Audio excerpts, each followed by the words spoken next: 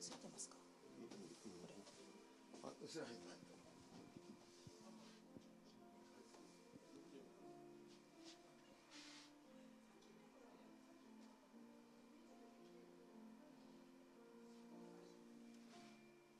ちょっとあって言うとちょっとあ、オッケーオッケー。はいはい、こっち。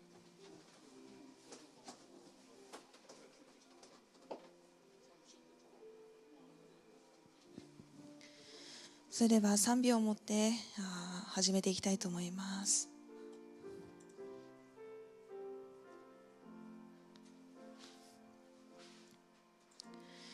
今主の御霊が溢れ流れうごめく、主の民が共に主を見上げるその時、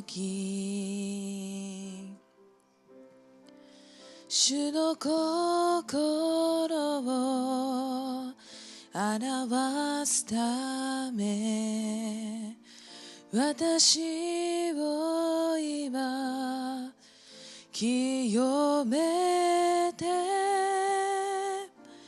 主よあなたを愛し求め、すべてを今捧げる。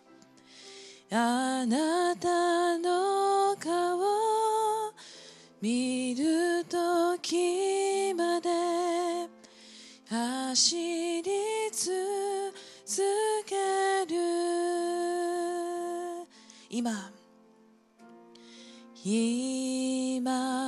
主の御霊が溢れ流れうごめく、主の民が共に主を見上げるその時、主の心を表すため私を今清めて、主よあなたを愛し求め、すべてを今捧げる。あなたの顔見るときまで走り続ける。主よあなたを、主よあなたを愛し求め、すべてを今捧げる。あなたの顔見るときまで走り続ける。今日のために共に祈っていきましょう。主よ主よ主よ、ハレルヤララララララララセレサマラカララヤララララララララセレサマ待ち望みます、待ち望みます。ハレルヤララララララララララララララララララ。今日最後の授業、この時に本当に主よ私たちに語ってください、語ってください。先生たちを通して語ってください。もっともっと父の心が分かるように主私たちの心を開いてください、開いてください。ハレルヤレルヤレルヤレルルルルルルルルルルル、聖霊様ララララララ、私たちに語ってください。ハレルヤレルヤまた教えてくださる先生たちの上に豊かに油注いでください。油注いでください。ハレルヤハレルヤハレルヤハレルヤハレルヤハレルヤハレルヤハレルヤハレルヤハレルヤ聖霊様、今日もイエス様あなたに期待します。期待します。期待します。イエス様感謝します。主を感謝いたします。本当に私たちと共におられるイエス様が今日もこの時間を導いてくださるので感謝いたします。教えてくださるジュン先生の上に、また通訳するエリア先生の上にも豊かに油注いでください。イエス様あなたを待ち望みます。期待します。感謝して愛するイエス様の皆によってお祈りいたします。アーメン。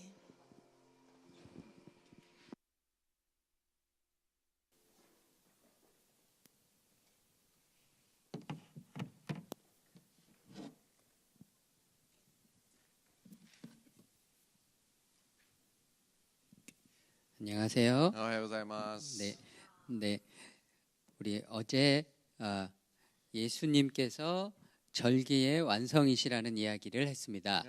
イエス様が祭りの完成であるというふうに昨日お話ししました。 그래서 첫 번째로 예수님께서 6월절 때에 맞추어서 예수님께서 생명의 떡이시라는 것을 말씀해 주셨고, まあ杉越の祭りを通して、イエス様が命のパンであるということを話しました。 또 초막될 때에 맞춰서 예수님께서 누구든지 목마른 자를 채워주실 수 있는 그런 분이심을 또한 말씀해 주셨습니다. そして、イエス様が命の泉なるお方で、どんな乾いている人でも満たされることができるということを教えました。 초막절 때 또 저녁에 그 빛의 축제를 통해서 예수님께서 나는 생명의 빛이다라고 세상의 빛이다라고 또 밝혀주셨습니다. そしてカリオの祭りを通してその命の泉と世の光であるということを明かししました。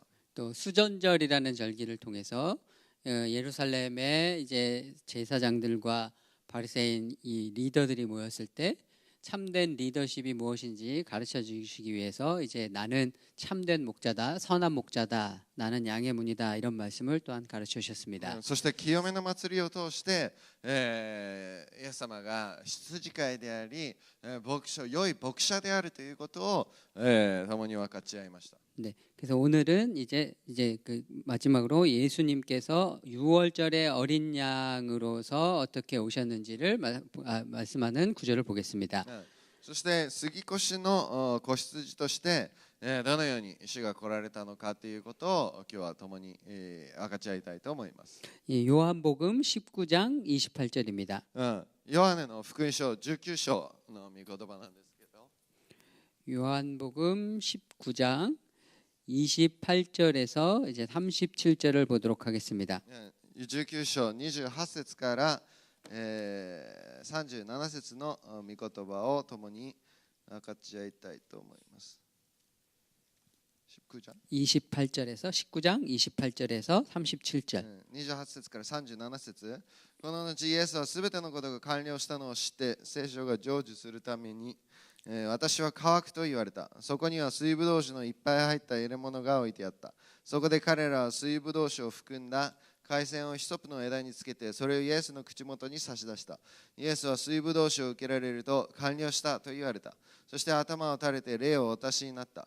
その日は備え日であったためユダヤ人たちは安息日にその安息日は大いなる日であったので、死体を十字架の上に残しておかないようにすねを折ってそれを取り抜ける処置をピラトに願った。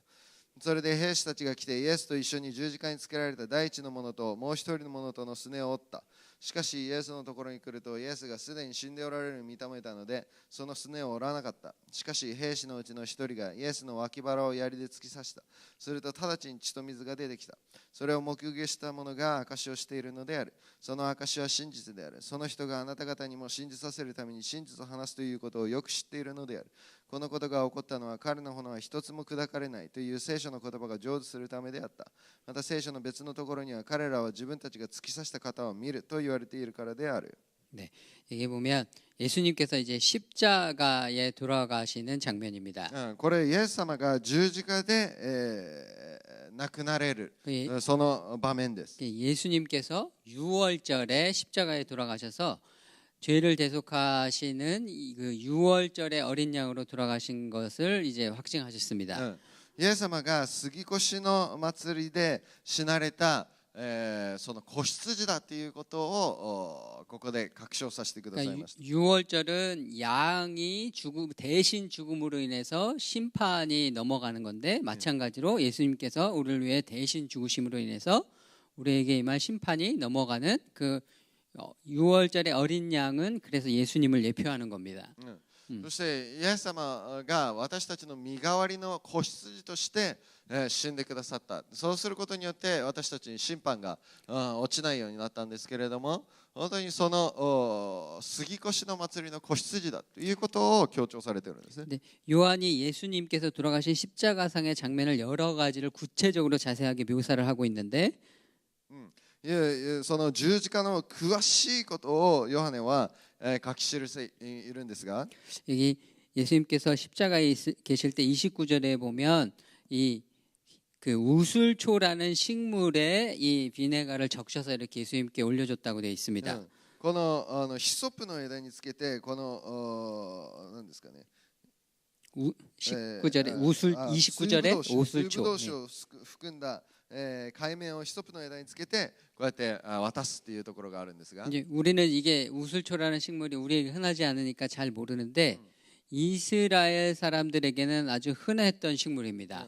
この海面っていうのがよく私たちにはわからないんですけどイスラエルではとてもありふれたものです。 그리고 이 우슬초라는 게 이스라엘 구약 역사에서 아주 중요한 역할을 했던 적이 있습니다. そしてこの海面がとても大切な働きをイスラエルの 그게 歴史 바로 上しました。 유월절 때 출애굽을 할 때 양을 죽여서 양의 피를 이스라엘 백성들이 문설주에 바를 때 그 문설주에 피를 발랐던 그 식물이 바로 이 우슬초였습니다. まあこの杉越の祭りの時に子羊の血をドアのところに塗るんですけれども、そのドアに塗るそれが海面で血をそこに含んだものを海面をこうやって使って塗ったわけです。 그러니까 우슬초라는 식물이 이제 오늘날 페인트 칠할 때 브러쉬처럼 이렇게 피를 바르는 브러쉬로 이제 쓰였던 겁니다. まあ今当時では例えばこのペイントブラシのように、この海面が使われていたということなんですね。 네, 우리는 이제 이 우슬초라는 말을 들었을 때 별로 감흥이 없지만 이 유대인들의 경우에는 예전에 이 이야기들을 귀로 들어서 이미지로 오늘날 우리는 이제 TV나 이런 거에 익숙해서 눈으로 보는 영상에 익숙하지만 옛날에는 이 이야기를 귀로 듣는 데 익숙했습니다. まあ今私たちはテレビ時代に生きていて本当に何か目で、見て学ぶそういった傾向が強いんですけれども昔はそういったものがないので耳で聞いて学んでいました。 이 당시의 사람들은 이제 출애굽 이야기나 이런 것들을 TV나 영화나 이런 걸로 본 게 아니라 다 이야기로 귀로 계속 들으면 그 귀로 이제 상상을 하는 겁니다. 머릿속으로 사람들이 상상을 합니다. まあこれを例えば出エジプトの話を聞いたとしたらその聞いたものを想像します。 이제 이 사람들에게는 우슬초로 이렇게 문설주에 바르는 이미지가 이렇게 형성이 되어 있습니다. そし 유대인들에게. て彼らにはこの門中と鴨居にこの子羊の血を塗るというその想像ができているんですね。 근데 이 사람들에게 귀로 또 예수님의 죽으심의 이야기를 또 요한에 쓴 걸 이렇게 읽어주면 귀로 이 사람들에게 우슬초를 이렇게 들렸다는 것 자체가 귀에 들어오면서 바로 출애굽기 유월절에서 문설주에 우슬초로 발랐던 사건을 이미지를 떠올리게 됩니다. 이 당시의 사람들은. そして、この水ぶどうをこの海面をヒソプでこの枝につけてこれを塗ったっていうこれは彼らにとってはとても分かりやすい例えなんですね。 그러니까 사람들은 예수님의 죽으심의 장면을 보면서 자연스럽게 유월절 때 어린 양의 피를 떠올리게 되는 것이죠. ヒソプでこのように塗ったっていうことを子羊の血で塗ったっていうことと一緒に関連づけることができるんですね。 33절에 보니까 33절에는 또 예수님께서 그 로마 병정이 예수님의 다리를 부러뜨리지 않았다고 되어 있습니다. そしてこのイエス様がこのすねを折らなかったっていうふうに書いてあります。 이제 이 십자가의 처형을 당하면 사람이 어떻게 죽냐면 이 호흡을 못해서 죽게 됩니다. 궁극 끝에는 호흡을 못해서 이 몸이 이렇게 밑으로 처집니다. 그러면 이 폐가 눌려서 호흡을 못해서 사람이 죽게 됩니다. このどのように十字架で最後に死ぬのかというと、最後にすねが折られて呼吸ができなくなって死にます。 근데 호흡이 안 되니까 이제 사람들이 힘이 드니까 다리에 힘을 줘서 몸을 이렇게 들어 올려서 호흡을 하려고 애를 씁니다. そしてこの息ができないのでこうやって足を持ち上げてですね、呼吸をしようとするんですが、 그래서 이제 로마 군인들이 시체를 빨리 치워야 되거나 뭐 이런 일이 있으면 어떤 방법을 썼냐면 다리를 부러뜨렸습니다. でそれをどうするかというとすねを折ったんですね。 다리를 부러뜨리면 다리에 힘을 줘서 몸을 들어 올리질 못하니까 몸이 처지면서 호흡을 못해서 그대로 죽게 됩니다. そして自分の体を持ち上げることができないので、これが圧迫して呼吸ができないまま死にます。 근데 예수님의 경우는 이미 돌아가셔서 로마 병정이 다리를 부러뜨릴 필요가 없었습니다. でも死んでいるのをイエス様を認めることができたので、そのすねを折らなかったっていうふうに書いてあります。 근데 이 다리를 부러뜨리는 것이 유대인들에게 왜 어떤 의미가 있냐면 하나님께 드리는 제사의 제물은 뼈가 부러진 제물은 흠이 있는 거기 때문에 제물이 될 수가 없습니다. もし骨が折られたものっていうのは、これは血管が認められる生贄なので、神様に受け入れられることができないです。 그러니까 이제 예를 들어 갈릴리에서 유월절에 예루살렘으로 오는 그 제사를 드리러 오는 사람들은 양을 만약에 거기서 가지고 오다가 오는 길에 양이 다치기라도 하거나 뭐 그래서 절거나 이렇게 되면 흠이 있는 제물이라서 하나님께 드릴 수가 없게 됩니다.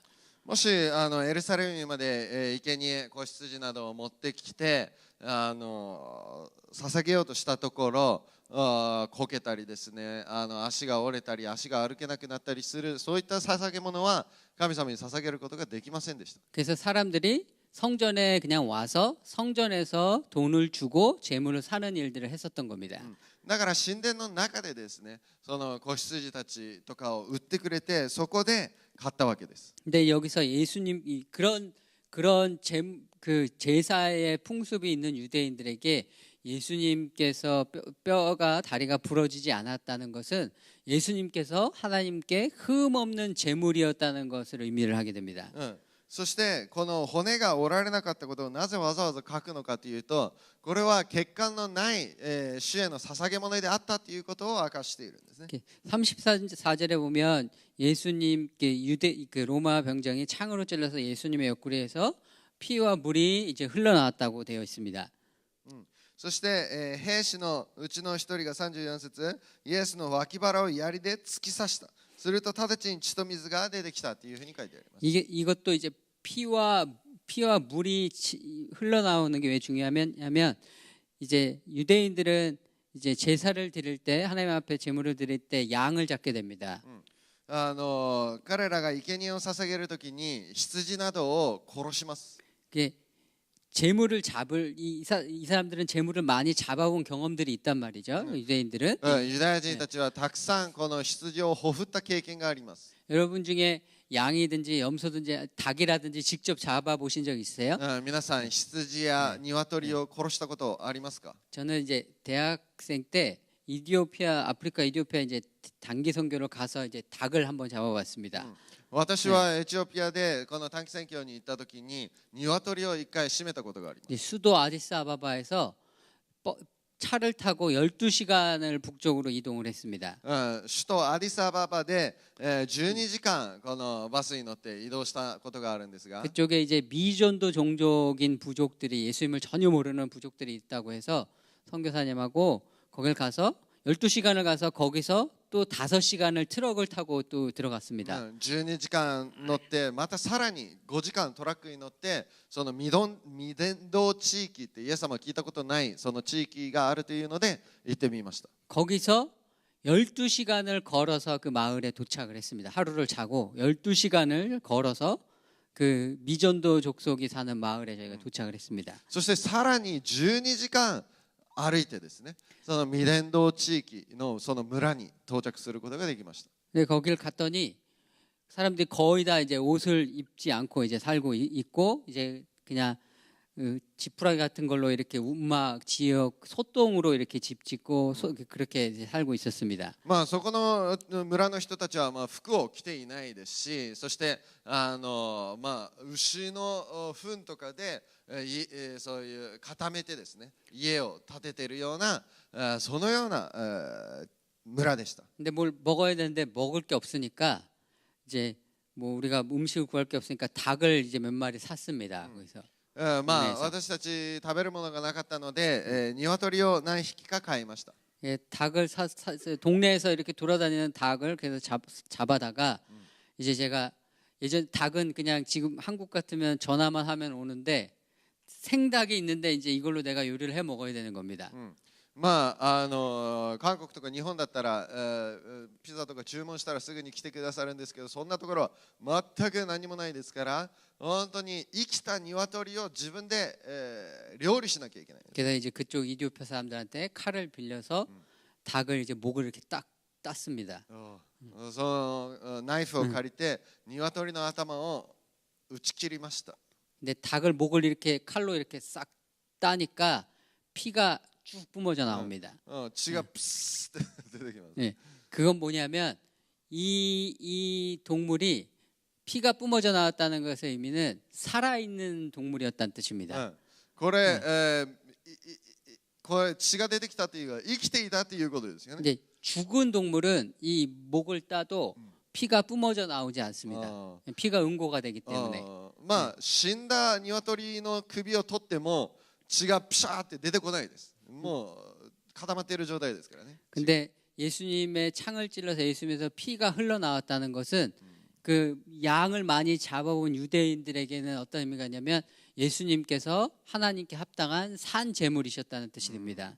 本当にこの槍で突き刺した時に血がブワーって血と水が出たっていうふうに書いてあるんですが、それは本当に生きた供え物として主に捧げられたっていうことなんですね。 그러니까 요한이 예수님의 십자가에서의 죽음을 상세하게 기록을 하면서 이런 구체적인 내용들을 가지고 예수님께서 하나님께서 받으시기에 합당한 그런 유월절의 어린 양의 제물이셨다는 것을 요한이 얘기해 주고 싶은 겁니다. もう本当にイエス様が杉越の子羊としてふさわしい生贄であったということを細かく書いていたわけです。 그래서 우리가 예수님께서 유월절에 생명의 떡이심을 가르치시고 초막절에 세상의 빛이심을 가르치시고 또 유월절에 어린 양으로 돌아가신 것을 배웠습니다.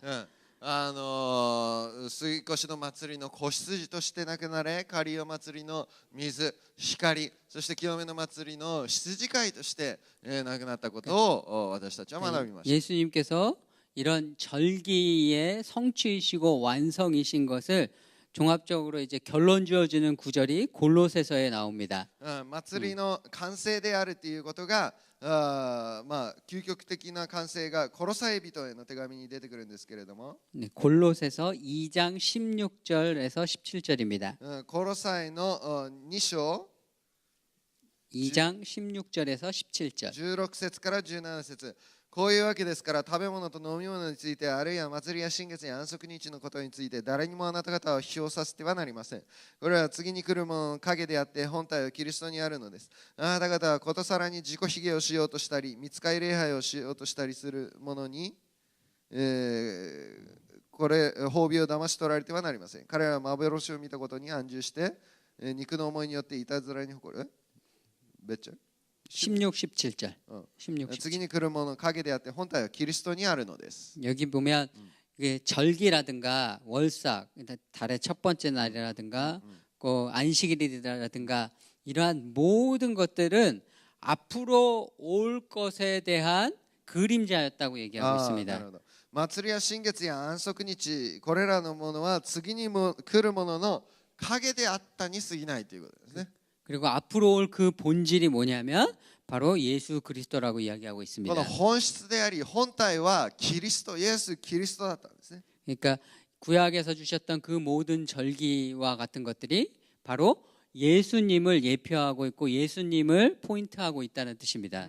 これがイエス・キリストに、指が刺されていてイエス・キリストを表すためのものだったということ 그래서 です。 예수님께서 이 모든 절기의 완성이신 것을 이제 골로새서는 이제 결론적으로 우리에게 이렇게 말해주고 있습니다. だからこれらのすべての祭りの結論が結局はイエス・キリストであったということをコロサイ人の手紙は教えてくださっています。 이제 예수님께서 이제 나는 무엇이다 이렇게 요한복음에서 말씀을 해주셨다고 얘기를 했는데 7번 그런 게 나옵니다. 私はって I am というこのそれが7回出てくるんですけれども 나는 생명의 떡이다.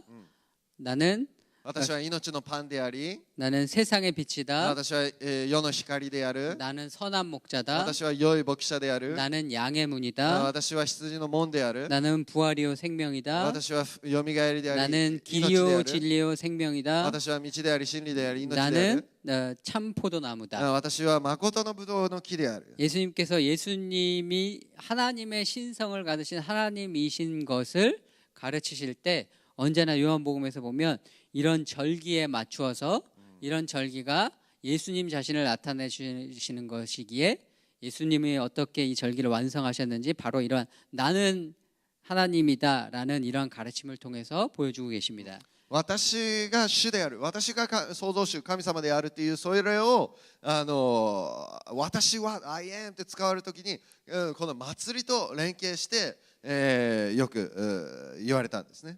네. 여기까지 절기에 대해서 혹시 질문 있으신 분 있으신가요?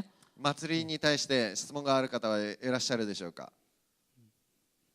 없으시면 네네.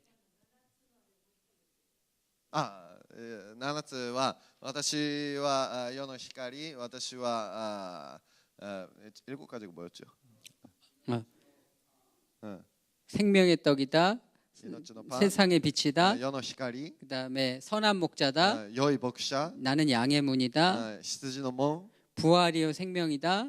復活よみがえりであり命である 길이요 진리요 생명이다. 道であり真理であり 그다음에 命であ 참 る 포도나무다. 誠のブドウの木である 네. 이렇게 7가지 되겠습니다. 7つです。 그리고 이제 이 예수님께서 이렇게 이러한 가르치심을 가르치시니까 사람들이 예수님을 대적하기 시작했습니다. 예루살렘 성전에서. このようなことを教えたときに、人々はイエス様に対して対抗するようになりました。 예수님께서 나는 하나님의 이름을 들어서 자신을 설명하시니까 이 종교 지도자들에게는 이 예수님께서 신성 모독을 하신 겁니다. 이 사람들에게는. まあ、 네. この主の皆自分が神様のように言うから本当に神聖暴読を行ったわけですよね。 당신이 감히 어떻게 하나님의 이름을 당신 자신에게 쓸 수 있느냐 이렇게 얘기하는 겁니다. どのようにして主の皆を自分に適用するんだっていうことですね。 근데 어저께 예수님께서 초막절 때 누구든지 목마른 자는 내게로 와서 마셔라 이런 말씀하셨다고 했습니다. でも本当このカリオの祭りの時に誰でも乾いているなら私のところに来て飲みなさいとい 근데 うふうに 그게 言われます。 이사야 55장에 보면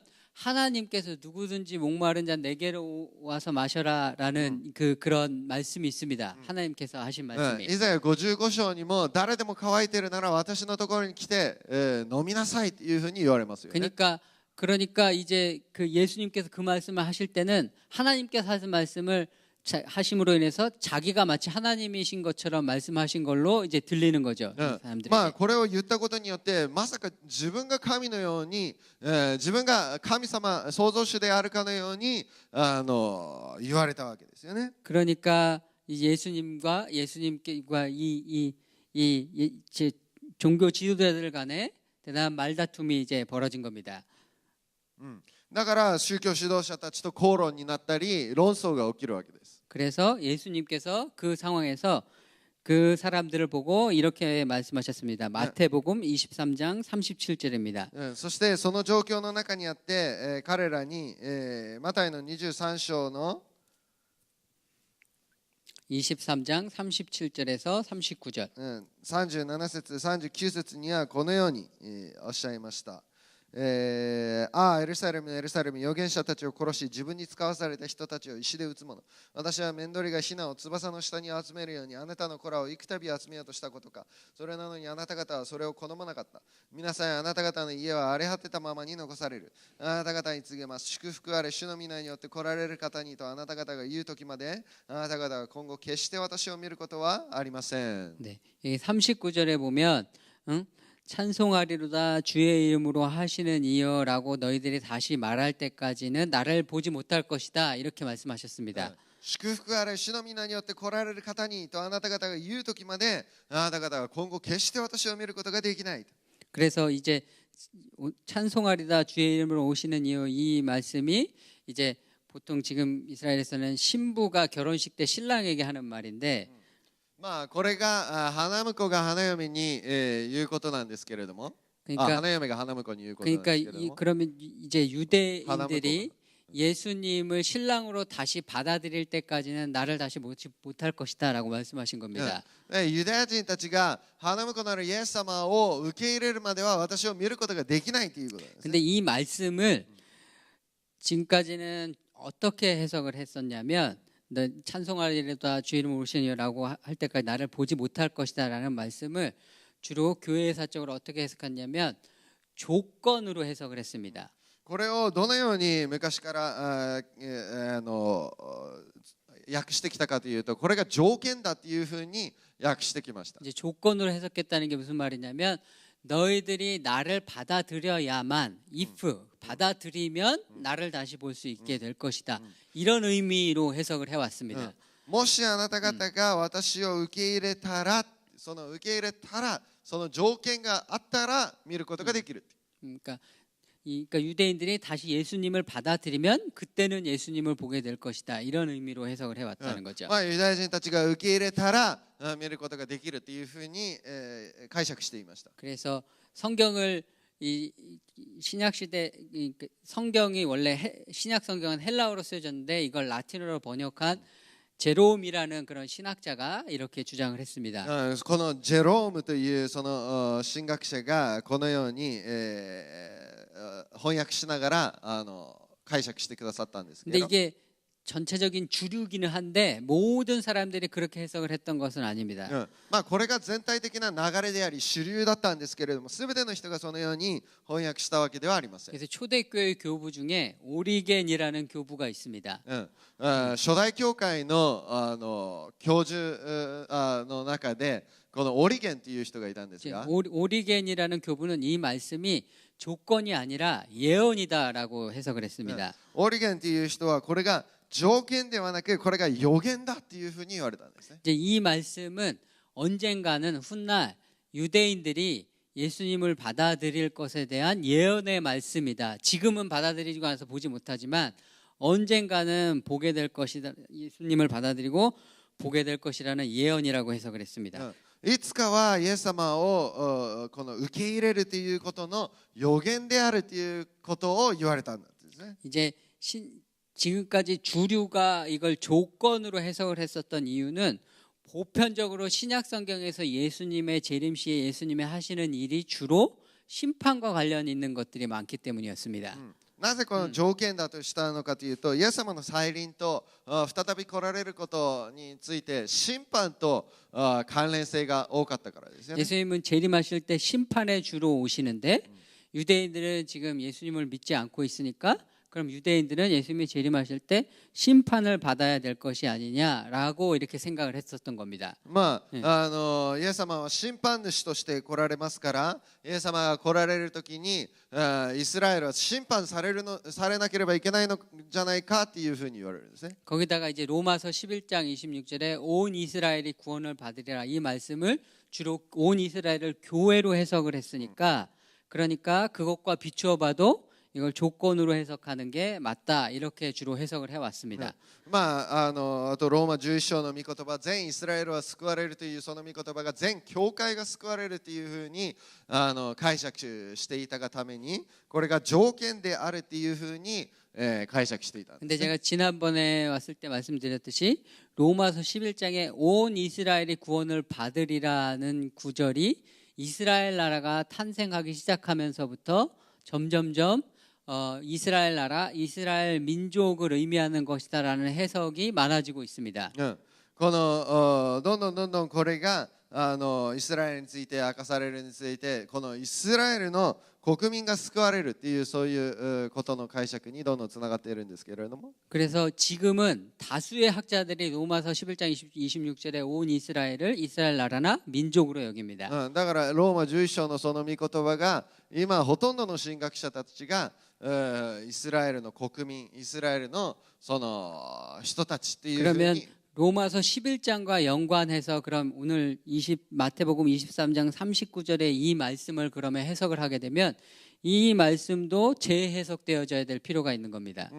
まあローマ11章を再確認するときにこの39節のこの御言葉ももう一回再確認するべきなんですね。 그래서 지금은 이 23장 39절의 말씀을 점점 더 마지막 때에 예수님의 재림시 직전에 이제 유대인들이 예수님께 회개하고 돌아올 것에 대한 예언의 말씀으로 이해하는 해석들이 점점 많아지고 있습니다.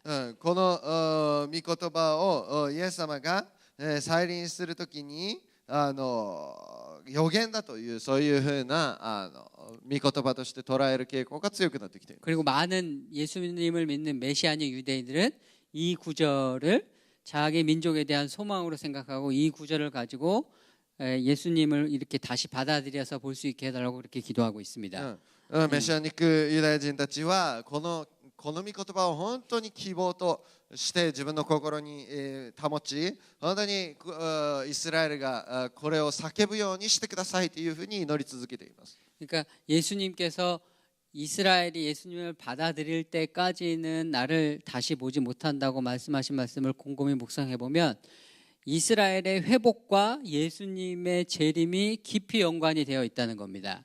イスラエルの回復とイスラエルの再臨というのはとっても深い関連があるということを見受けることができます。 그래서 이스라엘 선교는 땅끝까지 복음을 증거하라고 하신 그 예수님의 명령과 밀접한 땅끝의 사명이 되는 거고 まあこのイスラエルの伝道というのは地の果てにまで福音を述べ伝えるこの地の果ての福音伝道のその命令に至るのであり、 이스라엘의 회복은 곧 예수님의 재림과 바로 연결이 되는 겁니다. そしてイスラエルの回復はイエス様の再臨ともう直結しているんですね。 그래서 어떻게 보면 예수님께서 다시 재림하시는 시간을 이스라엘 민족이 회복하고 회개하고 돌아올 때까지 어떻게 보면 연기하고 계시는 것인지도 모릅니다. だからイエス様がイスラエルが回復され、そのイスラエルが立ち返るその時までイエス様の再臨を延期させているのかもしれないです。 그래서 그 기간 동안 우리에게 이스라엘에게 예수님을 증거해야 될 선교의 사명이 우리에게 있는 겁니다. だから私たちはその時までイスラエルへの選挙の重荷があるわけですね。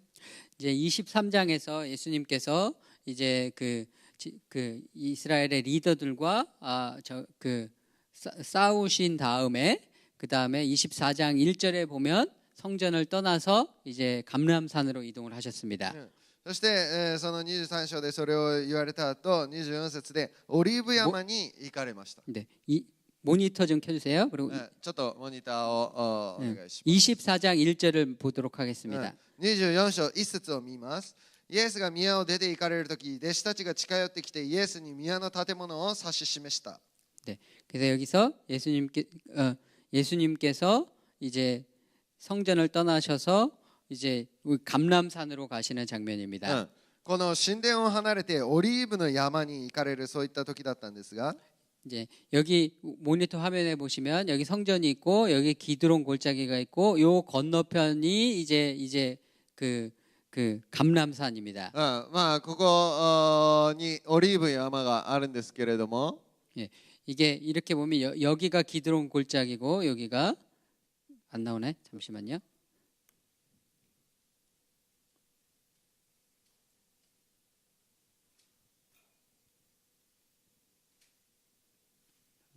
왜 딴 게 나오지? 이상하게 나오네. 더블 클릭. 희한하네. 왜 이렇게 나오지? 다시.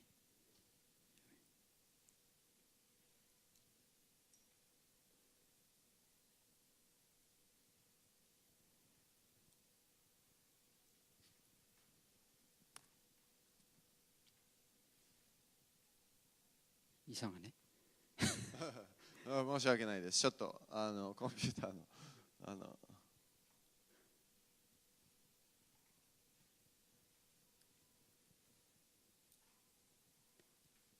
하여튼 그럼 여기서 네. 그냥 여기 보시면 はい。 이쪽이 기드론 はい 골짜기고 これがギデ 힌돈 ロンの 골짜기입니다. 이쪽이 이제 동쪽이에요. こっちが東側であり、 그래서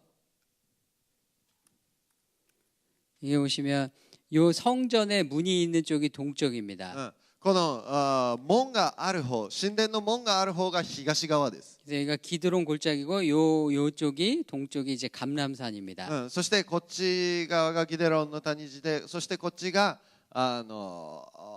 オリーブの山ですよね。 예수님께서 성전을 떠나서 동쪽에 이제 감람산으로 가셨는데 そして神殿を離れこっち側にオリーブ山の方に行かれたんですが、 이게 비슷한 하나님께서 성전을 떠나서 동쪽으로 가신 사례가 구약 성경에 나와 있습니다.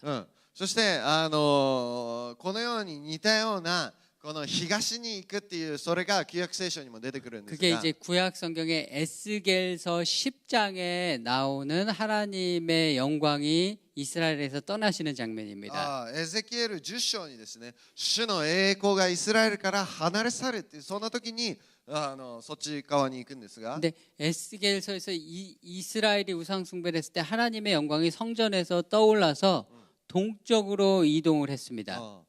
主の栄光が離れ去ったってイカボードですよね。それが東の方に行ったっていうふうに書いてある。 하나님의 영광이 성전을 떠나서 이제 하나님이 더 이상 성전에 계시지 않은 겁니다. もうそこの神殿には住んでおられないっていうことなんですね。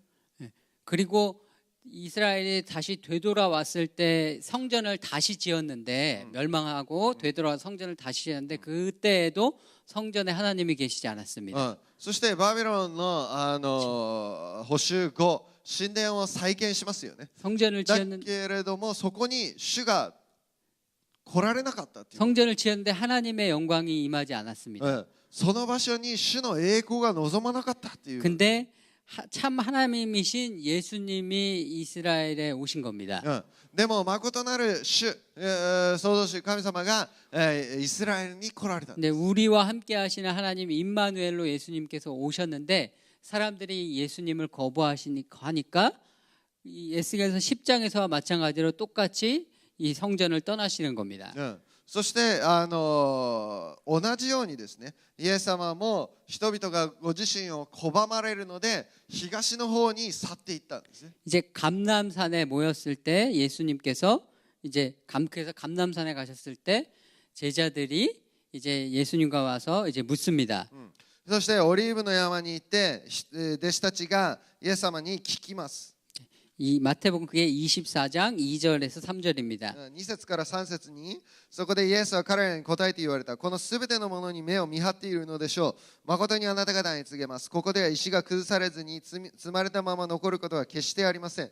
イエスがオリーブ山で座っておられると弟子たちが密かに身元に来ていった。お話しください。いつそのようなことが起こるのでしょう。あなたの来られる時や世の終わりにはどんな前兆があるのでしょう。 그러니까 제자들이 성전이 참 이 성전이 정말 대단하지 않냐고 예수님께 얘기하니까 예수님께서 돌 위에 돌 하나도 남기지 않고 다 무너질 것이다 이렇게 말씀하셨습니다. まあこれの宮についてすごいですねって言った時に、でもイエス様は石がここに崩されずに積まれたまま残るものは一つもないと言われているん 그러니까 ですね。 제자들이 묻기를 언제 그 일이 일어나겠습니까? い 묻는 つそ 겁니다. の日が来ますか、 그러니까 언제 성전이 무너질지를 하나 묻는 거고 いつ神殿が崩れ去る日が来るんですかって聞くわけですよね。 제자들의 두 번째 질문은 뭐냐면 예수님께서 오실 때의 사인 그때 마지막 때의 사인이 뭐냐고 또 두 번째 물었습니다. そしてもう一回イエス様が来られる時の印っていうのは何ですかっていうふうに聞きます。 우리가 얘기했지만 예수님께서 가이사랴 빌립보에서 메시아이심을 분명하게 쉽게 이렇게 얘기해 주셨다고 했습니다. その 예수님께서 메시아이심을 가이사랴 빌립보에서 말씀을 해주셨습니다. カイサリア・ピリポでイエス様がメシアであるということを分かりやすく話してくださいました。 그리고 다시 예루살렘으로 오셔서 이제 메시아이신 게 확실히 알았으니까 제자들은 예수님께서 이제 예루살렘에 가시면 왕으로 이제 왕좌에 오르시려나 보다라는 기대를 가지고 왔습니다. そして、そのエルサレムに入ってきたのでイエス様が王として、座られる日が来たんだというふうに思いました。 근데 성전에서 예루살렘의 리더들하고 리더들이 계속 예수님을 거부하고 예수님을 대적하는 겁니다.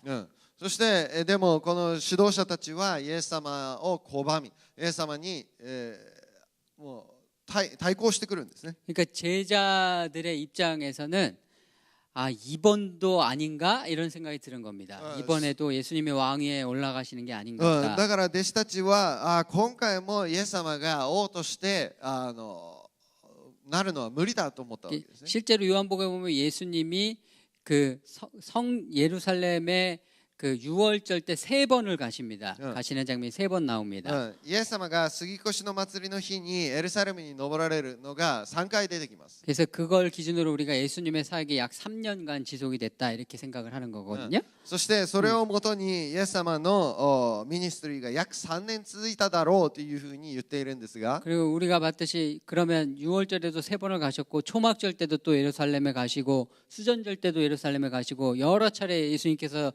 갈릴리에서 사역을 하시지만 예루살렘을 방문하셨습니다.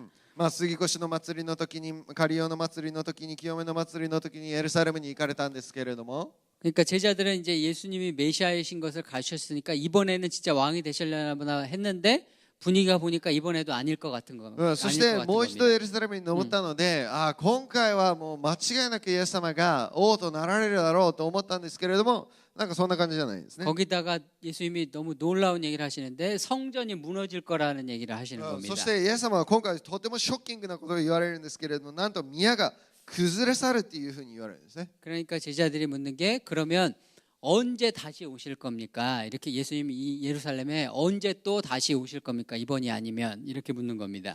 だからイエス様にまた弟子たちがじゃあ今回王にならないんだったらいつ再びまた来られるんですかっていうふうに聞いたわけです。 그리고 예수님이 다시 성전에 오셔서 왕이 되는 건 그때는 이제 시대의 끝이니까 그러니까 그럼 그때 예수님께서 다시 오시기 전에는 어떤 사인이 있는 겁니까? 라고 묻는 겁니다.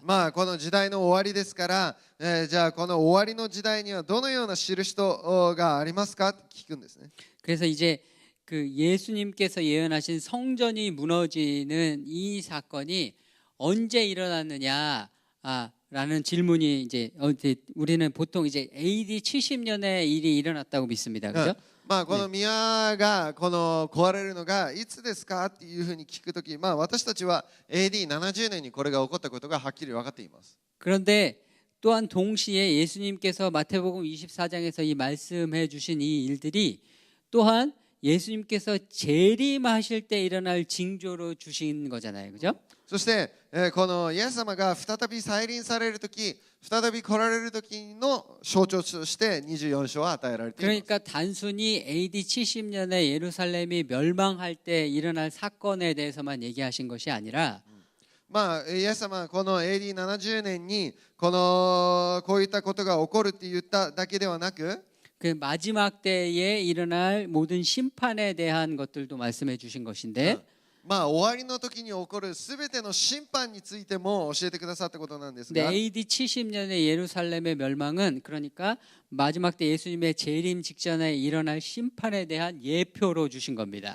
AD70 年のこの宮が崩壊するっていうのは、この終わりの時代のこの主の審判に対する予言でもあったわけです。 그러니까 마태복음 24장의 이 예수님의 예언은 1차적으로 AD 70년에 예루살렘이 무너지면서 1차적으로 성취가 되었다고 할 수 있고, 마지막으로 뭐 궁극적으로는 예수님의 재림 시에 성취가 되어지는 겁니다.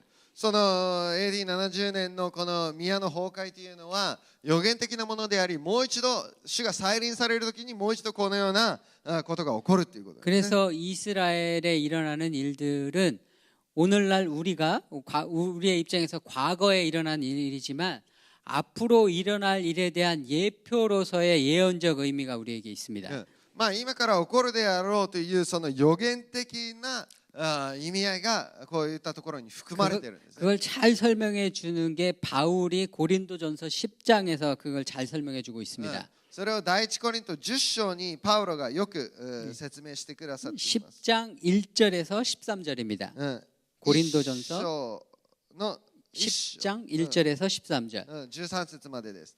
そこで兄弟たち、私はあなた方にぜひ次のことを知ってもらいたいのです。私たちの父祖たちは皆雲の下におり、皆海を通っていきました。そして皆雲と海とでモーセにつくバプテスマを受け、皆同じ御霊の食べ物を食べ、皆同じ御霊の飲み物を飲みました。というのは彼らについてきた御霊の岩から飲んだからです。その岩とはキリストです。にもかかわらず彼らの大部分は神の御心にかなわず荒野で滅ぼされました。これらのことが起こったのは私たちへの戒めのためです。それは彼らが貪ったように私たちが悪を貪ることのないためです。あなた方は彼らの中のある人たちに倣って偶像礼拝者となってはいけません。聖書には民が座って飲み食いし立っては踊ったと書いてあります。また私たちは彼らのある人たちが会員をしたのに倣って会員をすることはないようにしましょう。彼らは会員の家に1日に2万3000人死にました。私たちはさらに彼らの中のある人たちが主を試みたのに倣って主を試みることはないようにしましょう。彼らは蛇に滅ぼされました。また彼らの中のある人たちがつぶやいたのに倣ってつぶやいてはいけません。彼らは滅ぼす者に滅ぼされました。これらのことが彼らに起こったのは戒めのためであり、それが書かれたのは世の終わりに臨んでいる私たちへの教訓とするためです。ですから立っていると思う者は倒れないように気をつけなさい。あなた方のあった試練は皆人の知らないものではありません。神は真実な方ですから、あなた方を耐えられないほどの試練に合わされることはなさいません。むしろ耐えられるように試練とともに脱出の道も備えてくださいます。 네. 이제 이 6절에 보니까 이스라엘 백성의 광야에서 있었던 경험들이 고린도 교회 교인들에게 준 example이라는 거예요. 예제, 본보기. だからこの戒めのためっていうふうに書いてある。まあ例えとしてこの見ることができて分かるようにしてくださるためだっていうことなんです。 11절에도 보니까 이스라엘 백성에게 일어난 일들이 우리에게 본보기 그리고 말세를 만난 우리를 깨우치기 위해서 기록해 주신 것이라고 되어 있습니다. まあこれらのから起こったのは戒めのためであり、それが書かれたのは世の終わりに臨んでいる私たちへの教訓とするためですというふうに書いてあります。 그러니까 이 예루살렘 AD 70년에 일단 심판 역시 마지막 때 일어날 심판에 대한 예로 우리에게 주신 겁니다. まあ AD70 年に起こったその宮の崩壊もこの終わりの時代の私たちへの教訓となっているわけです。 그래서 마지막 때에 일어날 많은 일들이 어떤 것인지를 이제 4장에서 14절까지 설명을 4절에서 마태복음 24장 4절에서 14절까지 설명해 주셨습니다. そしてマタイの福音書24章のこの4節からですね10節ぐらいまでこの終わりの時代に起こるべきことっていうのを説明してくださいまし 24장 4절에서 14절입니다. た。14節までですよね。そこでイエスは彼らに答えて言われた。人に惑わされないように気をつけなさい。私の名を名乗る者が大勢現れ、私こそキリストだと言って多くの人を惑わすでしょう。また戦争のことや戦争の噂を聞くでしょうが、気をつけて慌てないようにしなさい。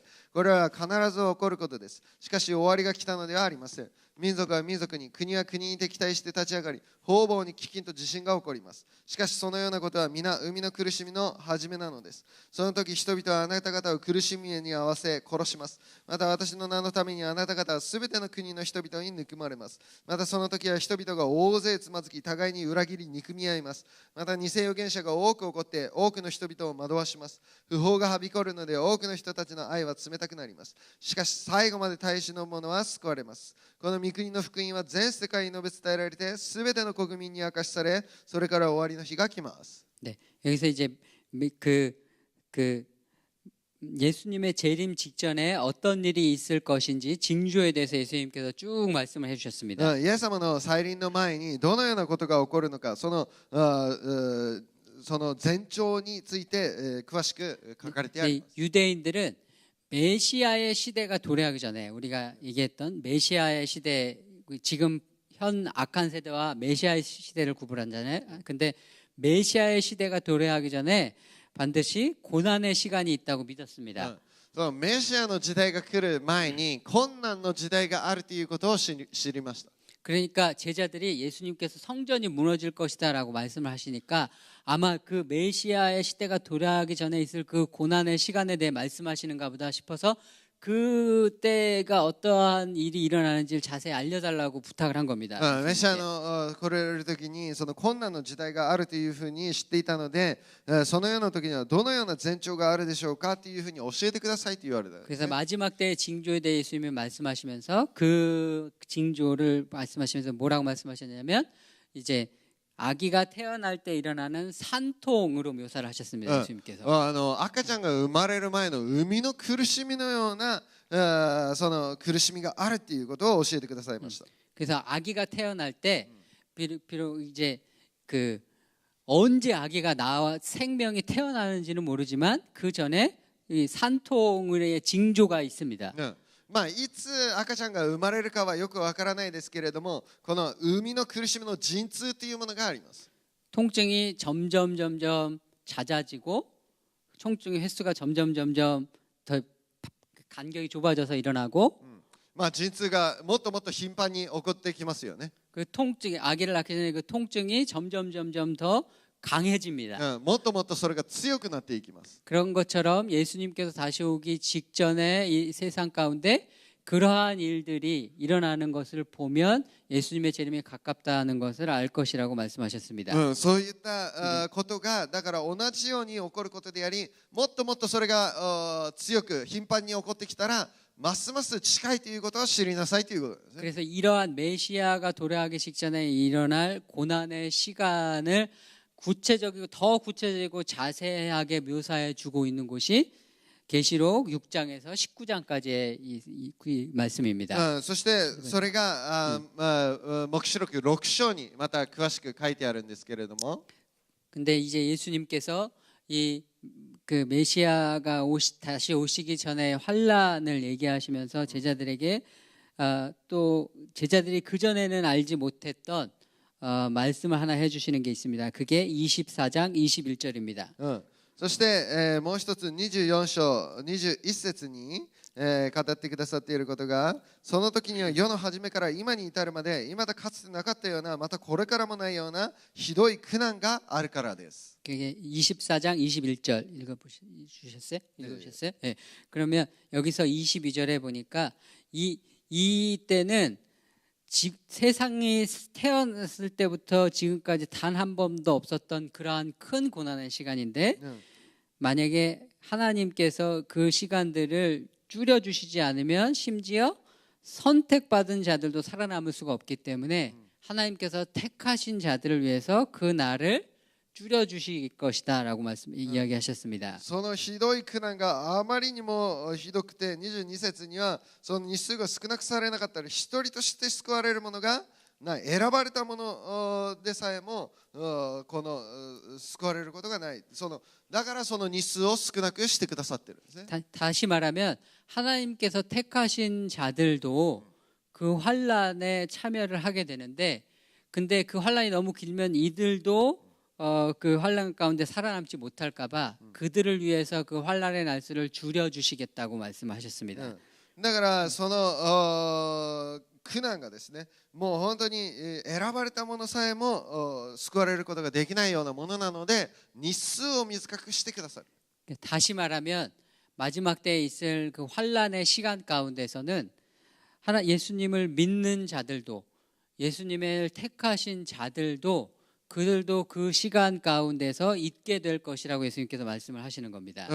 もう本当にこの救われる選ばれた人たちのためにそのイエス様が日数を少なくしてくださるということです。 그래서 요한복음에서는 예수님께서 비슷한 걸 이렇게 표현해 주셨습니다. 세상에서는 너희가 환란을 당하나 담대하라 내가 세상을 이겼노라. ヨハネの福音書では第一ヨハネではヨハネの福音書では世には困難があります。しかし勇敢でありなさい。私が世にすでに勝ったのです。 그래서 메시아가 받는 고난은 바로 예수님 메시아를 따르는 자들로 함께 받게 될 것이라고 신약의 다른 저자들도 이야기하고 있습니다. イエス様が受けた苦しみというのは私たちイエス様についていく者たちも受ける困難で苦難であるということを聖書は教えてくださっています。 베드로전서 1장 21절입니다. 베드로전서 1장 21절.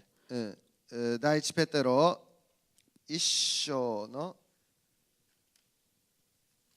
第一ペテロ一章の21章 1장 21절.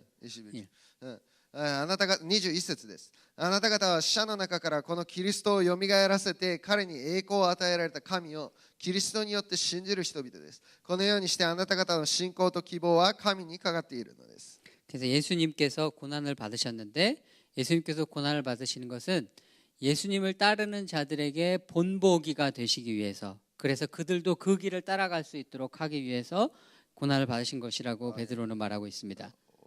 1장 21절. 21절. 예. Christ suffered for you, leaving you an example. First Peter? 예. 아닌데 거기가 아닌데. 베드로전서 1장 21절 아니에요? 그게 어디에 써 있었는데. Christ suffered for you, leaving you an.第二ペテロ. 후서. 아, 베드로 후서예요? 아, 베드로 후서 1장 21절. 第二ペテロ1章の21節ですね。違う。이거 어디 써 있었지?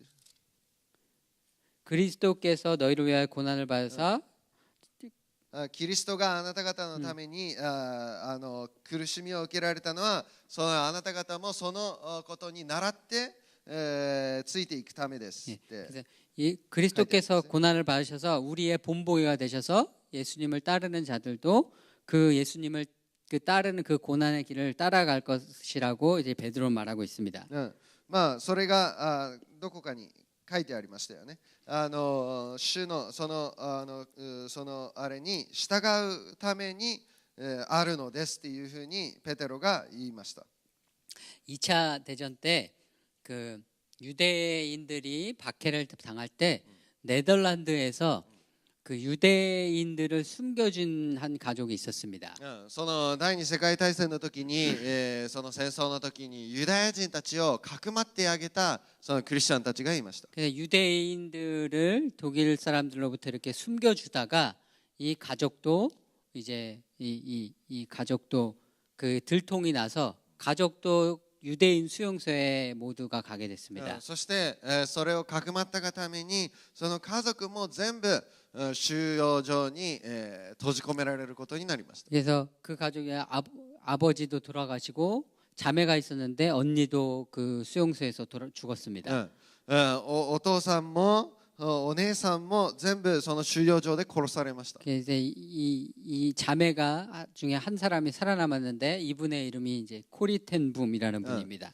そしてその姉妹の一人が生き残ったんですけれども、その姉妹の一人がコリテンブームです。 근데 이분이 어릴 적에 자기 아버지가 자기에게 우리도 언젠가 고난을 받게 될 것이다 이런 가르침을 늘 주셨다고 해요.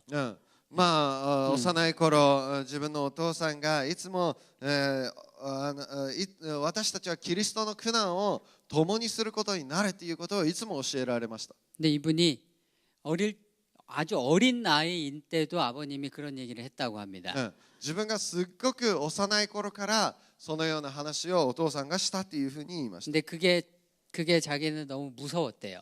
それが自分はあまりにも恐怖だったって言います。 그래서 어느 날 저녁에 잠자리에 들기 전에 아빠가 또 성경 얘기를 하면서 고난을 받을 것에 대해서 이렇게 가르쳐 주셨는데 초등학생 때였는데 ま 아빠 あ、そ 나 の 너무 講談についてまた言ってください。小学校の時でした。 야 아빠 그 얘기가 나는 너무 무서워요 이렇게 얘기를 했대요. 父さん、 ねあまりにもそれ怖いです。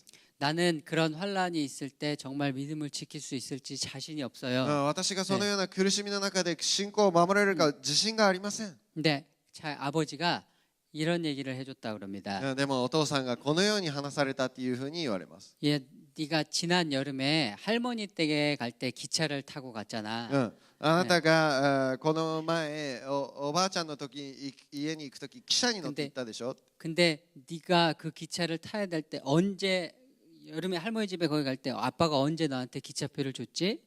いつその汽車のチケットを私が渡した？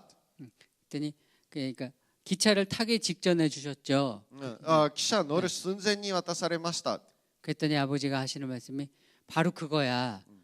만약에 우리가 환란을 겪어야 될 때가 되면 하나님께서 그 환란을 우리가 견뎌낼 수 있도록 하시기 위해서 그 전에 우리에게 힘을 주실 거야.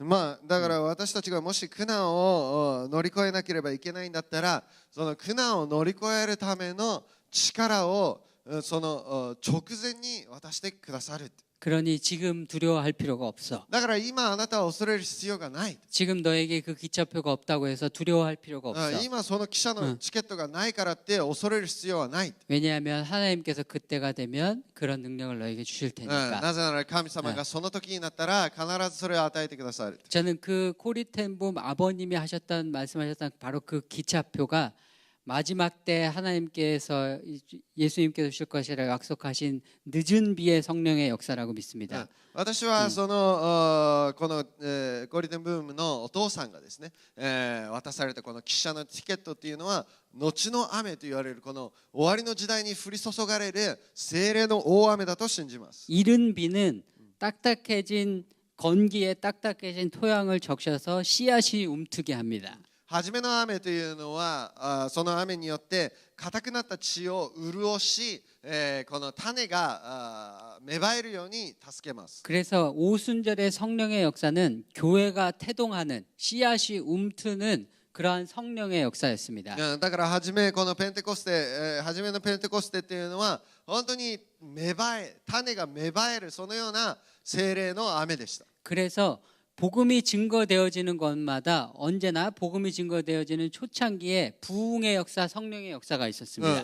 いつもこの大リバイバルの前、この福音が述べ伝えられる前っていうのはその聖霊の大リバイバルの働きが今まで歴史上ありました。 유럽 예루살렘에서 그랬고 エルサレムで 바울에게 의해서 이 로마의 유럽에 증거되어질 때 그랬고 そしてパウロがヨーロッパに述べ伝える時にもそれがありました。 독일과 영국과 미국으로 갈 때 그랬습니다. ドイツとアメリカとイギリスに行く時にもそれがありました。 우리가 얘기했듯이 미국도 그 초창기에 1차 대각성 운동, 2차 대각성 운동이라는 성령의 부흥의 역사를 통해서 미국에서의 교회가 움트고 태동하도록 성령께서 역사하셨습니다. そしてアメリカとかでも本当に教会が生まれるために大いなる聖霊の働きがありました。 한국에도 1906년 복음이 증거된 초창기에 1906년에 평양 대부흥 운동이라는 게 있었습니다. そして1906年に平壌でも韓国でも大いなる聖霊のリバイバルがありました。 이렇게 복음이 증거되어지는 곳에는 언제나 초창기에 그 교회가 태동하고 씨앗이 싹트게 하는 성령의 역사가 있습니다. 福音が述べ伝えられ、そしてそこに教会が建てられるために初めにこのような働きがあるときは大いなる御霊の油注ぎがあります。 그러나 그 교회사를 보면 그 성령의 부흥의 역사가 있었던 그 교회들이 시간이 지나면서 타락하게 됩니다. でも教会史を見てみると、この時間が経つにつれてどんどん教会が타락していきます。 그때마다 성령의 역사가 하나님께서 촛대를 옮기셔서 다른 곳에서 성령의 역사를 일으키시고 다른 곳의 교회를 일으키셔서 계속해서 사용해 오시고 하나님의 나라를 확장해 오셨던 겁니다. そしてその食台を移動されてどんどん神の国を拡大してきたわけですよね。 그래서 오늘날 이스라엘에 예수를 믿는 사람들이 없고 터키 바울이 사역했던 터키 이쪽에도 교회가 하나도 없습니다. まあイスラエルにもトルコにも教会が全くないですよね。 유럽에도 교회의 모양만 있고 성당 건물만 있지 텅텅 비어 있습니다. ヨーロッパも教会はありますけれども誰もそこに行かないです。 성령의 역사가 지나간 곳에 언제나 사람들이 그 끝까지 믿음을 지키지 못하고 대부분은 타락의 길을 걸었습니다. この聖霊様が離れてしまったもうアジア教会が堕落したので本当にもう大体の人たちはもう 그러나 教会に行かなくなった。 교회가 없는 것 같고 하나님의 사람들이 없는 곳 가운데 신실하게 믿음을 지키는 사람들이 남아 있습니다. 教会があまりなくそういうふうに人々があまりないその中でももう本当に忠実に信仰を守り通している人たちもいます。 그 사람들을 성경은 남은 자들이라고 표현합니다. その人たちを聖書は残りの民というふうに言います。 마지막 때에 하나님께서 주실 늦은 비의 역사는 처음에 이른 비의 역사는 각 나라마다 지역적이었지만 늦은 비의 역사는 전 세계적입니다. まあ初めの雨というのは本当に地域的なものでしたが後の最後のこの雨というのは全世界に降り注がれます。 그 이 늦은 비의 역사는 남은 자들을 알곡으로 무장시켜서 추수를 준비하게 하는 역사입니다. この後の雨というのは本当に最後の大収穫のための準備のためなんですね。 그래서 이 늦은 남은 자들이 알곡으로 무장되면 이들을 통해서 온 세계의 교회가 환란을 대비하고 준비하고 예수님의 재림과 추수를 준비할 수 있게 될 것입니다. そして残りのものが本当に準備され整えられた時にこの困難を乗り越え本当に主の再臨を備えるそのような栄光の教会と整えられます。 그래서 우리가 마지막 때에 있을 환란을 두려워할 필요가 없는 것은 우리가 하나님께서 우리에게 그런 늦은 비의 성령의 역사를 주실 것을 믿기 때문입니다. 私たちがこの終わりの時代の困難を恐れる必要がないのは私たちにその大いなる力をですね着せてくださるからです。 네. 그러면 이제 한 10분 쉬었다가 이제 마지막으로 정리하도록 하겠습니다. ちょっと10分休んでから 2장 21절이에요. すいません。第一ペテロ2章21節でした。申し訳ないです。 네.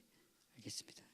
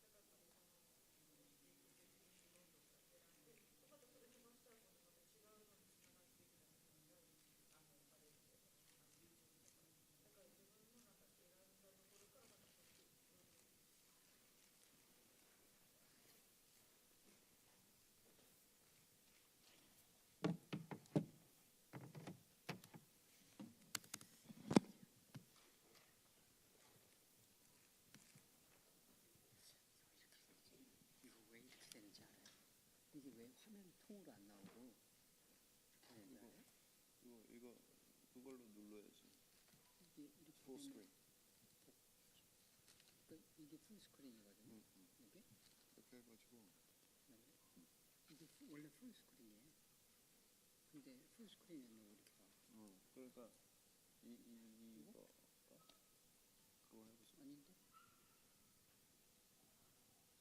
아닌데? 취소하는 건데. 이거. 이거? 두 번 클릭해도 안 돼요? 이런 전시를 도지수에서 생전 처음 봐. 이런 거.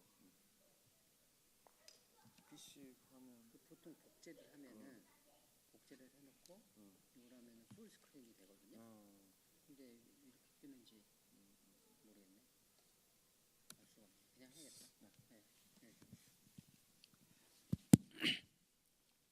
네, 계속 하겠습니다. 이제 마태복음 24장 15, 16절입니다. マタイの福音書24章15節から、15章 24장 15, 16절.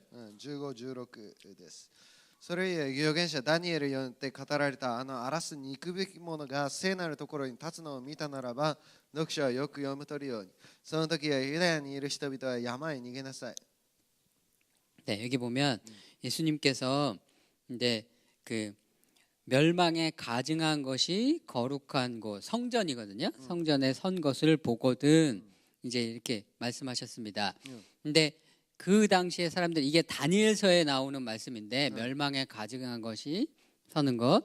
この預言者ダニエルによって語られた荒らすに行くべきものが聖なるところに立つのを見たならばっていうふうに言われるんですけれども 네, 그러면 너희는 도망가라 이렇게 말씀을 하셨는데 逃げなさいっていうふうに言われるんですけれども 이제 그래서 이 당시의 사람들은 원래 이 다니엘서에 나와 있는 멸망에 가증한 것이 거룩한 곳에 선다는 이 예언이 우리가 얘기했던 마카비 시대에 시리아 왕 안티오 에피파네스가 제우스 신에게 돼지를 바쳤을 때 일어난 것으로 생각을 했었습니다. 그때까지. たくさんの人たちが、このダニエル書の予言がゼウスがこの何ですかね神殿で、豚を捧げたそれが、こういうことなんじゃないかなっていうふうに思ってた人もいました。 근데 예수님께서 지금 말씀하시기를 다니엘이었던 그 일이 앞으로 일어나는 것을 너희가 보거든 이미 사람들은 150여 년 전에 안티오코스 에피메스 일어났다고 생각했는데 그게 아니라 미래에 일어날 일로 예수님께서 예언을 하고 계시는 겁니다. このたくさんの人たちがこの当時、このダニエルの予言がアンティオコスエピファネスの事件によって起こったって思っていたんですけれどもイエス様は今から起こる見たならばっていうふうに今から起こることとして言われたんですね。 그래서 AD 70년에 로마군이 예루살렘을 점령하고 예루살렘을 무너뜨릴 때 이제 그 사람들은 그때 예수님의 이 예언이 성취되었다고 믿었고 그래서 그 당시 예수님을 믿는 사람들은 예수님의 말씀처럼 이제 도망을 갔습니다. で AD70 年にローマティートス将軍によってエルサレムの神殿が崩壊された時にイエス様が言われたこれだと思ってたくさんの人が、避難しました。 예수님의 제자들은 이 말씀이 자기의 시대 가운데 성취되고 있다고 믿었을 겁니다. そしてイエス様の弟子たちは自分たちの時代にこれらのことが起きているっていうふうに思ったことでしょう。 근데 동시에 우리가 지금 얘기하고 있지만 이건 예수님께서 재림하기 직전에 일어날 현상에 대해서 예수님께서 말씀하시고 있는 거니까 그러니까 AD 70년에 예언이 완성됐다고 얘기할 수 있는 게 아니라 미래에 일어날 일에 대한 예표인 겁니다. でもイエス様の再臨するときにこれを言われていますから AD70 年はそれの前兆だったわけですよね。 그러니까 미래의 어느 때인가 멸망에 가증한 것이 성전에 서는 일이 있을 것이라고 예수님 재림 전에 그런 일이 있을 것이라고 이제 말씀하시는 겁니다. イエス様が再臨される前にこういった荒らす憎むべきものが神殿に立つのをあなた方が見るようになるというふうに言われるんですね。 근데 교회는 지금까지 이걸 어떻게 생각했냐면 이제 상징적으로만 해석을 해서 이제 멸망에 가증한 것이 이제 예수를 믿던 사람들이 배교하고 그 거룩한 곳 성전이 우리 마음 가운데 있는 사람들이 배교하는 것으로만 해석을 했습니다. これを象徴的に捉えてですね、私たちの体が神殿だから、ここに荒らす産むべきものが座るとか、そういうふうな解釈をたくさんしてきました。 근데 이스라엘 나라가 생겼고 지금 이스라엘에서는 성전을 다시 지으려고 하는 사람들이 있습니다. でも今はイスラエルという国が建国されました。そして今第三神殿が建てられようとしているんですね。 근데 그렇게 만약에 이들의 염원대로 성전이 다시 지어지면 이 말씀이 물리적으로 적그리스도가 등장해서 성전에서 하나님의 멸망을 가증한 것을 세우는 그런 일이 물리적으로 일어나는 일도 가능해질 수 있는 겁니다. そして、この神殿が建てられた後にですね、この反キリストによってその神殿にこの荒らす産むべきもの、こういったものが建てられることがあるわけですね。 근데 이걸 상징적으로만 해석하는 분들은 그런 일은 일어날 수가 없다고 이야기를 합니다. 왜냐하면 성전이 지어지려면 지금 예루살렘에 있는 그 황금 사원, 이슬람 사원 자리니까 그걸 폭파해야 되니까 그런 일이 일어날 수 없다고 이제 이야기를 합니다. 今黄金ドームが神殿があったところに建ってあるから、それを爆破しない限り建てることはできないという人たちもいますが、 근데 최근에 일어나고 있는 이제 이스라엘에서 일어나고 있는 여러 가지 이제 고고학적 증거와 이런 것들로 인해서 성전의 위치가 어딘가, 어디 정확한 위치가 어디인가라는 거에 대한 새로운 이론들이 제기되어지고 있습니다. でも今考古学がますます発展してですね、本当に神殿がどこにあったのかということを、今もっと分かっているところなんですが、 이제 우리가 어제 말씀드렸듯이 요 모니터 좀 켜주세요. ちょっとモニターをつけていただければと思います。 이 여기가 이제 여기 잠시만요.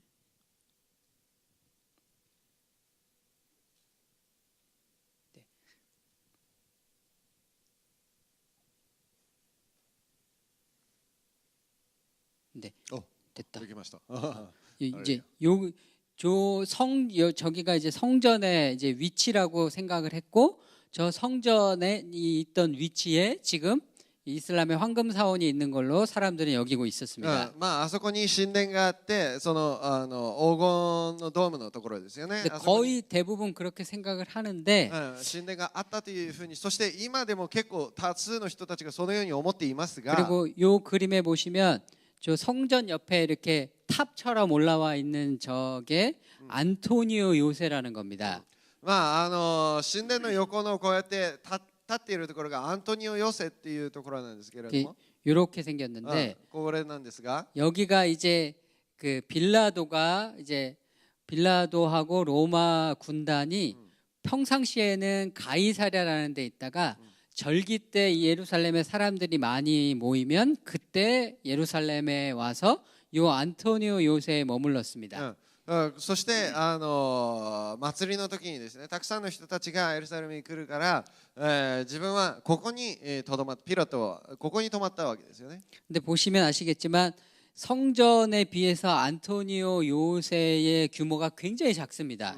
そして、神殿に比べてアントニオ要塞というところは要塞というのはとても小さいです。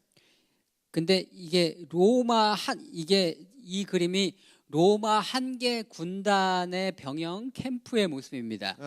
そしてこれがローマ軍団のキャンプの姿なんですが、 근데 로마가 한 개 군단의 병사의 수가 몇 명이냐면 6천 명입니다. そしてこの軍団の一つのキャンプの数が6000名です。 병사만 6천 명이고 그 병사를 먹이고 뭐 허드렛 일 하는 사람들까지 다 하면 로마 한 개 군단이 움직이는데 이 숙식을 하는데 약 10,000명 정도의 사람들이 움직이게 됩니다. そしてこれを移動させる時とかいろいろな手がかかりますので、1万人ぐらいが同時に動きます。 이것도 로마 군단의 이제 한 개 군단의 병영의 모습인데 まあこれが一軍団の現れなんですけれども、 근데 사람들이 계산을 해볼 때 로마의 군단이 이스라엘의 예루살렘에 와서 이 만여 명이 되는 사람들이 있기에는 요 안토니오 요새라는 게 우리가 지금 생각하고 있는 이 안토니오 요새가 너무나 작은 겁니다. まあ1万人がこのアントニオ養成に入るにはあまりにもこれが小さすぎるんですね。 요 사이즈에 10,000명의 병사들이 먹고 자고 할 수 있는 사이즈가 전혀 안 되는 겁니다. 1万人が食べたり飲んだり泊まったりするにはちょっと狭すぎます。 그래서 이 로마 한 개 군단의 병영의 사이즈를 측정을 해보니까 대충 어느 정도 비슷하냐면 우리가 지금 생각하는 이 성전 사이즈 전체하고 거의 비슷합니다. まあ1万人が寝泊まりして、するためにはこの神殿のサイズがちょうどいいぐらいだと言われています。 그리고 점점 그 사람들이 고고학적으로 연구를 하면서 나오는 얘기가 뭐냐면 여기 지금 황금돔 사원이 있는 저 자리에는 실제적으로 당시에 로마의 군단 병영이 있었고 그 예루살렘 성전은 사실 그거보다 약간 밑에 있었다는 주장들이 나오고 있습니다.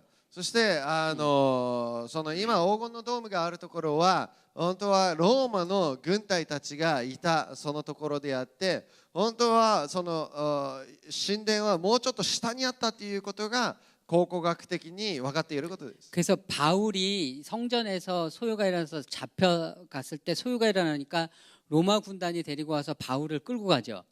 そしてローマ軍団によってパウロが捕まって引き連れて行かれる時、 그래서 바울이 끌려가다가 내가 얘기를 좀 할 수 있게 해달라 그래서 계단에서 로마 병영으로 끌려가다가 계단에서 이스라엘 사람들에게 이제 이야기를 합니다. そしてその引かれている時、止まってその階段で、イスラエルの人たちに話すようにしてください。 근데 기존에 있던 성전 이론에 의하면 여기에 안토니오 요새가 있고 성전에 있으니까 어디 계단에서 이 바울이 얘기를 했다는 건지 그게 알 수가 없습니다. まあアントニオ養成のところのそのどこの階段で話したのかはよくわからないですが。 근데 성전이 지금 있는 데보다 조금 밑에